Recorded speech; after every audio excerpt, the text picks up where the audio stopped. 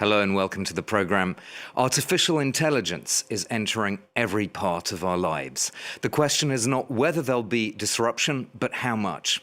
In this special report, Luke Brown travels around the EU to meet the European pioneers of the AI revolution, people that are harnessing its opportunities and trying to make sure that Europe doesn't get left behind in the AI race between Europe, America and China. This as the EU aims to present a tech sovereignty package, a series of documents related to AI, so that Europeans reduce their dependence on other global players. That's not to say that there aren't deeper problems or fundamental questions at stake. Indeed, Pope Leo has issued an encyclical warning about the ethical and social risks of AI. Here's Luke Brown's deep dive. A rural island as imagined by artificial intelligence. But back in the real world, the EU's AI strategy is already taking shape in County Kerry. I'm seeing 111 dialed in now. Okay, welcome back everyone to this month's masterclass. Mastering ChatGPT or Gemini, this is upskilling, future-proofing workers for the disruption of AI. System that lets businesses create AI agents and behave more like an employee than a chatbot. You've almost hired somebody on your team and now you simply go to it on a regular basis with everyday tasks. This is a cornerstone of the EU's AI Continent Action Plan. Ireland's government wants to upskill 1 million people. Part funded by the EU, RDI Hub is a pioneer. It's reached 14,500 people in the past 5 years. It's all about giving people the right to stay, giving them the opportunity to stay within the regions and create new jobs and sustaining current jobs. We give them the infrastructure, we give them the environment, and we give them the advisory and support services that they need to make that a success. Trojan Track is an example of the next stage of the Irish strategy, applied AI. The startup worked with a postgraduate developer to build an app that uses AI to evaluate horse race fitness. That collaboration was coordinated by the CEDA unit of UCD, one of Ireland's European digital innovation hubs. Our role is critical for Ireland. In the beginning, it was more just applied research, prototypes, and so on. Now it's adoption, adoption, adoption. Many people are navigating these uncertain times, and they don't know how. So they need a voice that helps them navigate. Ireland wants to put a business-focused AI strategy at the heart of its presidency of the EU Council starting in July, with an AI summit to be held in Dublin in the autumn.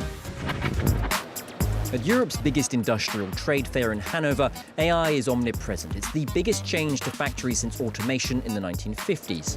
Dassault Systems is showcasing an AI-powered platform to coordinate robots working alongside humans. The robot has to know at any moment where the human's located, what they're doing, because it has to adapt what it's doing depending on what the person is doing, for safety reasons. What's new is that these machines and these autonomous robots are capable of more types of action, but they're also much more complex.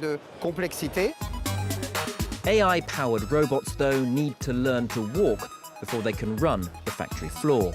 Part funded by the EU, Armar 7 uses AI to autonomously perform real-world tasks that seem basic but require complex coordination, such as emptying a dishwasher or tidying clothes. It's not our goal to replace human. Our goal is to assess, to augment, and to build a new symbiosis between human and machines. We have demographic change and we have labor shortage. And I don't see any other alternative to address these societal challenges. But while industrial competition may drive AI innovation, it also requires cash. Over the past decade, US private investment in AI has been 10 times higher than in the EU. It's a race, it's a competition. Europe has the potential and it has the people. It has really the brains and the talent. We're not behind yet, but I think we need significant investment and commitment from governments and from industries in Europe in order to be able to catch up in the future. While AI is revolutionizing manufacturing, it's also set to upend the service sector.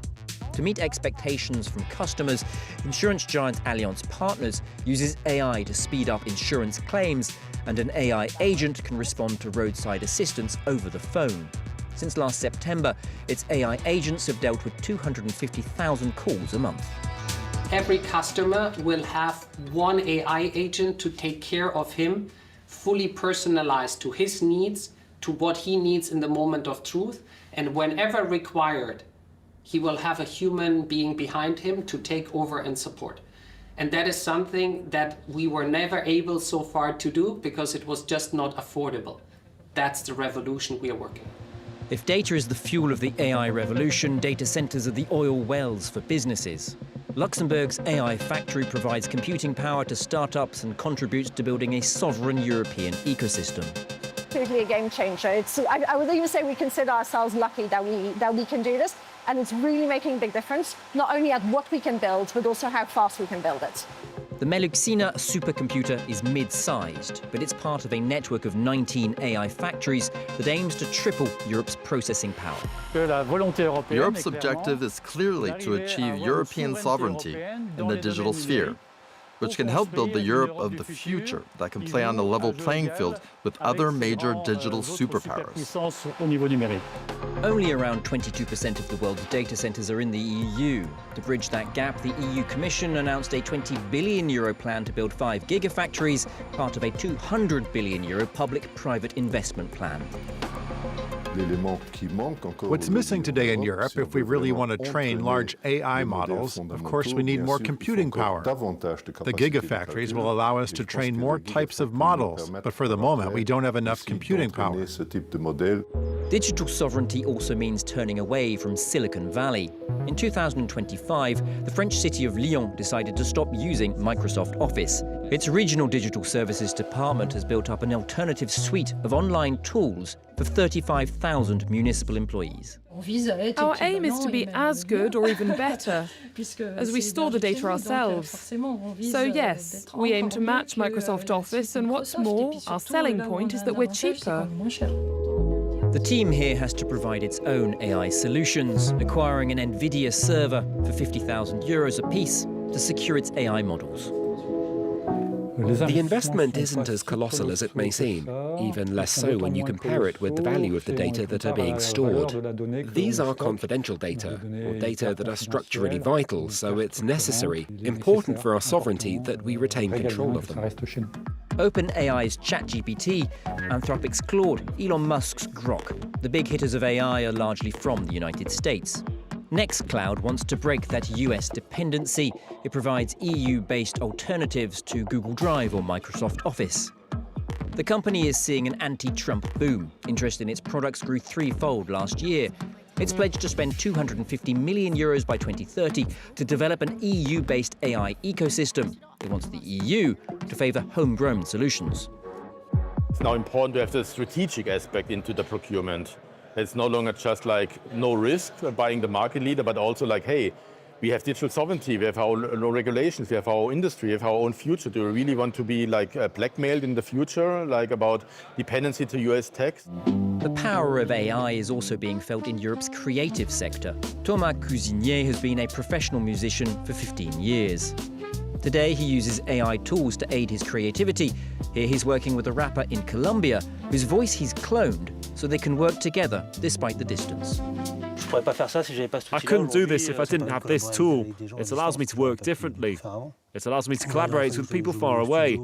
I couldn't do that before because when you're stuck in a studio, you're not necessarily inspired. But AI isn't simply a collaborator, it can also be a rival. AI-generated music accounts for around 40% of uploaded music on some platforms, 60,000 tracks a day, which could wipe out many human artists' revenue.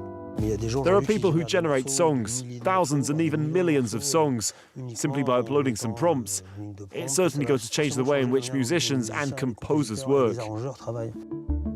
Last year, the French streaming platform Deezer launched an AI detection tool. It says since then it's found 13 million AI-prompted tracks. It wants to demonetize the revenue generated by the fraudulent streams. The issue about AI is that it leads to millions of songs that are of no interest, that are simply there to create fraudulent revenue. The act of prompting should not be paid in the same manner as a work where a human has taken the time to create something that's original. For electronic music pioneer Jean-Michel Jarre, what's at stake isn't just about innovation, but respecting the humanity behind creativity. What differentiates chaos from democracy is, of course, the rules. We creative artists deserve our share, and we should be considered as real partners at the table. France's SACEM protects the copyright of 240,000 artists. Faced with the scraping of centuries of existing music libraries by AI companies to create artificial compositions, the SACEM issued an automatic opt-out in 2023, meaning that its members' works should not be used by AI engines. Now it wants tech companies to pay the artists from whom they've exploited the intellectual property. Yes, AI will prosper, but it must be in a manner within a legal framework that respects the author's copyright. These AI companies know what they've put in their engines, and they must be able to tell us whether they're using the works of the artists we represent or not.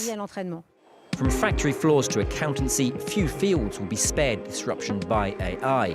For the European Trade Union Confederation, the EU has to act now to protect workers, as tech companies can't be relied on to do it.